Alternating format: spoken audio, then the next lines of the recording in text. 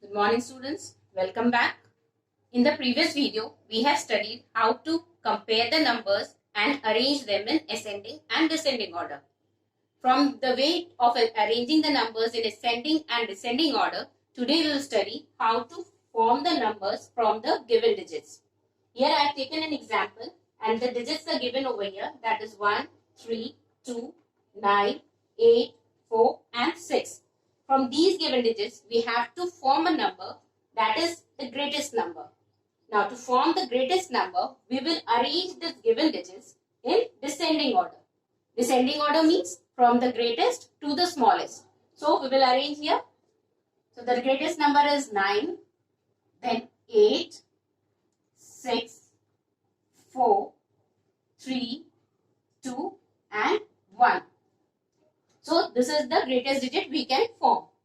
Now to form the smallest number, we have to arrange the given digit again in the ascending order.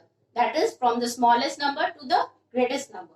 So here the smallest number is 1, then 2, 3, 4, 6, 8 and 9. So this is the smallest number. So we learn how to form the number from the given digits. Now suppose if a number 0 is given here. Now what will happen? In the greatest number, we will keep it at last 0. But when we are forming the smallest number, we don't start a number with 0. This is wrong. So 0 is always placed at the second position in the number, because any number doesn't start with 0. So we'll place at the second place over here and rest numbers will be as it is. So this is the smallest number. Now our next topic is rounding off. The first one is rounding off to nearest 10. First, to round off any number to the nearest 10, we will check the number or check the digit at ones place. For example, 42. Here, what is ones place? Ones is this. So here the digit is 2. Now, the first rule is, if the digit in the ones place yani this, is less than 5, that is 0, 1, 2, 3 or 4, change it to 0 and do not change the digit in the tens place. So, what we have to do, if this number is less than 5, we will change this digit to 0 and do not change, or we will not change this digit at the tens place. There will be no change in the tens place. So, what we get the answer? When we convert 2 to 0, we get 0 here at ones place, and at tens place there is no change. So, we get 4. So, the answer is 40. Clear? What we have to do? We have to check the number at digit at ones place. Now, the next rule is, if the digit in the ones place is greater than or equal to 5, either greater than or equal to 5, change it to 0 and add 1 to the digit in the tens place. If the number is greater than or equal to 5 at ones place, so we will change it to 0 and add 1 to the tens place. Add 1 to the tens place. So this is 45. So at ones place it will be 0 and we'll add 1 to 4, we get 5. So this is your round off number of 45. Now again at ones place we have 7, that is greater than 5. So it will become 0 and we will add plus 1 to the tens place, that is 4 plus 1, again it becomes 5. Clear? Now the next topic is change it to nearest 100. Now to change the nearest 100, we will check the digit at tens place. Till now we were checking the digit at ones place. Now we'll check the number at tens place. Then if the digit in the tens place, the rule is same, but that the difference is that you have to check the digit at ones and tens place differently. So to round off to nearest 100, what we have to do? We have to check it at tens place. If the digit at tens place is less than 5, what will happen? This will become 0. This also 0, and there will be no change in this 100's place. But if the digit at tens place is 5 or greater than 5, we will add 1 to hundreds place and rest of the numbers will become 0 towards the right hand side. So here I have taken the example 2, 3, 4. Now we can see we have to check the tens place. Now tens place 3 is less than 5. So what will happen? There will be no change at hundreds place and rest of the digit right hand side will become 0, that is 200. Now if the number is equal to 5 or greater than 5 at tens place, what will happen? We will add 1 to hundreds place. So 1 plus 1 becomes 2 and rest of the digit will become 0. And here also at 1 plus 1 will become 2 and rest of the numbers will become 0.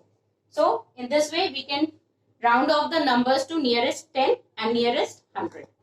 Now we will learn how to round off the numbers to nearest 1000. To round off the numbers to nearest 1000, first we will check the digit at hundreds place.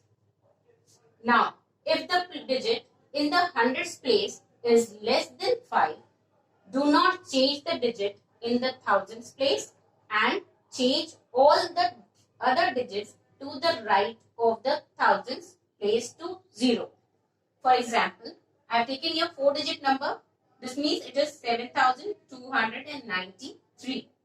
Now what we have to check? To round off the to nearest 1000, we have to check the digit at hundreds place. Now if the digit at 100 place is less than 5, that is 0, 1, 2, 3 and 4. What we have to do? There will be no change in thousands place and rest of the digit will become 0. That is to the right hand side, not to the left hand side. So the answer will become 7000. Okay. Now, if the digit in the hundreds place is greater than or equal to 5, if the digit at hundreds place is equal to 5 or greater than 5, what we have to do? We have to add 1 to the digit in thousands place. What we will do? We will add 1 to the digit at 1000 place. That means 8 plus 1 we get 9. Here also we will add 1 to the thousands place. So we get here 9. And then change all the other digits to the right of the thousand place to 0. Right hand side. Okay. So all the digits will be converted to 0. Clear? Here also 0. 100 tens and ones place. 100 tens and ones place. It will become 0. Now we will study about Roman numerals.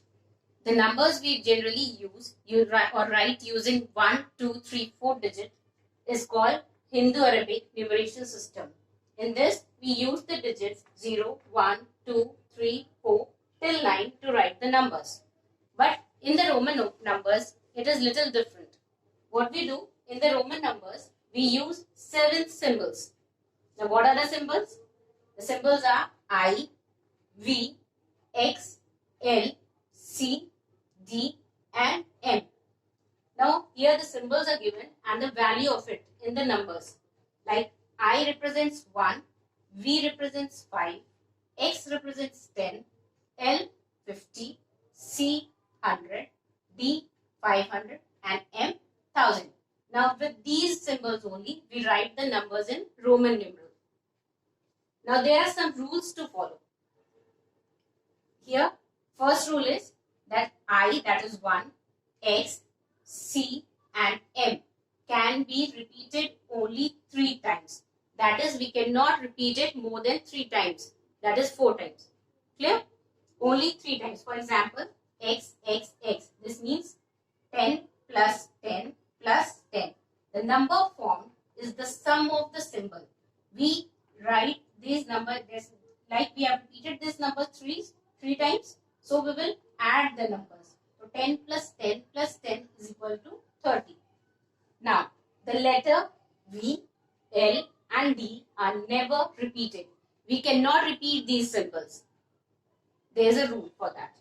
Now the greater number subtracts the smaller number on its left. Suppose here B means 5. 5 is greater than I, that is 1. When we replace I before the greater number or to the left of it, what happens? We subtract it from the greater number. So 5 minus I, that is 5 minus 1 is equal to 4. Ix, that is 10 minus I is equal to 9. Now, next rule, the greater number is added to the smaller number to its right. When we place any smaller number to the right of the greater number, we add that number. For example, when we place I to the right of the V, we get V plus I is equal to 5 plus 1 is equal to 6. We add the numbers. And Xi is equal to X plus I is equal to 10 plus 1 is equal to 11. So, here the numbers are added. Now, here are some symbols and value for it. When we write I, that is equal to 1, I have already said. Now, when we repeat this number twice, that is I and I 2 times, we get 2. Then, again we repeat it 3, then we get 3. We cannot repeat any symbols more than 3 times. Now, next what I have learned, here it is written IV. IV means, what I have said here, is the rule, that when we place the smaller number before the greater number, we subtract it. So 5 minus 1, that is 4. Then V is already, we know that it is 5. And then V plus I, that is 5 plus I, we get 6. 5 plus 2I, that is 2 plus 2, we get 7. 5 plus 3, we get 8. Then 10 and 10 minus 1, we get 9. In this way, we can form the other numbers till 1000 and so on. Now, with this, we come to the end of your chapter number 1. Now, there is a homework for you. Thank you.